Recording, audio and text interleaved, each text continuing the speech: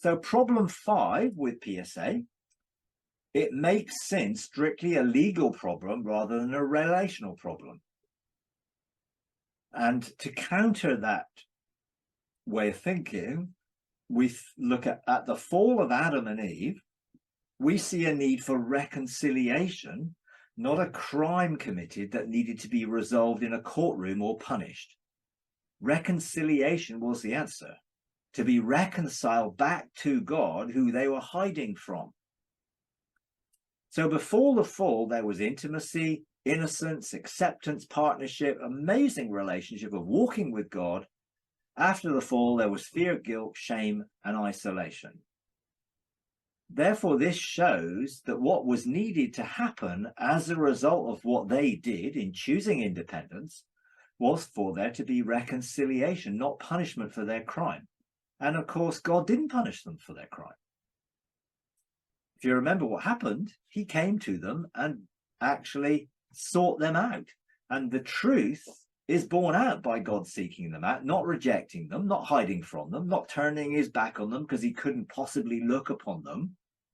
The reality is he went to find them.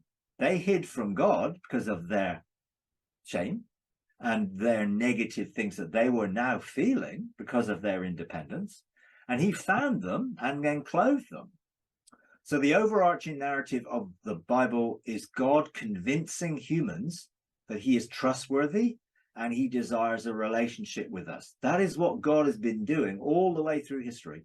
He has been trying to get us to see that he's good, he's a loving God, and he wants a relationship with us. Therefore, sin as lost identity is always framed as an inability to trust God and believe he's good and worthy of our trust. And every religion generally paints God as angry and needing some sort of appeasement through some sort of sacrifice or offering. But actually, God has always wanted a relationship. He's already secured that relationship before the foundation of the world, but it's been outworked in Jesus coming to, as the last Adam, to undo all the negative things that the first Adam did.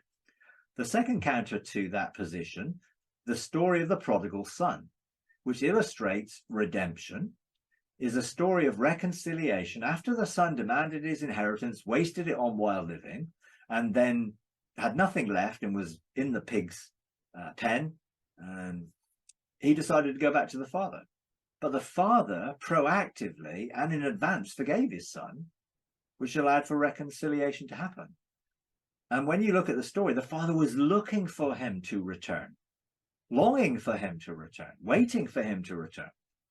The son was immediately received and celebrated by his father, clothed him in fresh clothes, gave him a ring of sonship, celebrated. The whole return, the son who was lost is now found. And the word lost there is the same word which is used in John 3:16, which is wrongly translated perish. It's not perish, it's lost. Therefore, we are lost and we have been found.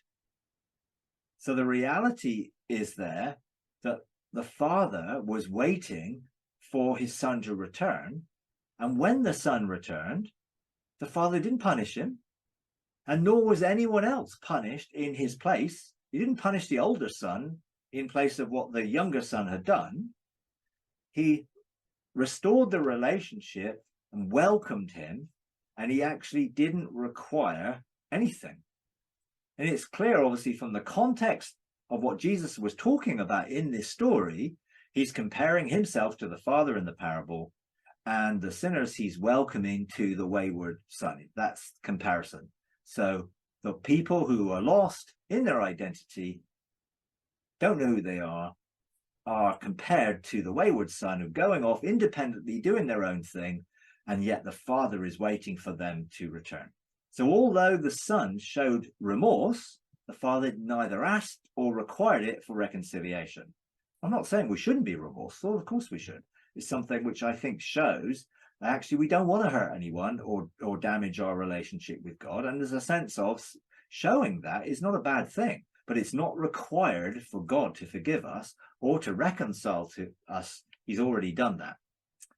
The third counter to that is by making sin strictly a legal problem that needs to be resolved by God within himself. In other words, God, the Father, needs God, the Son, Jesus, to come and deal with this issue because God, the Father, can't forgive unless Jesus, the Son, does something.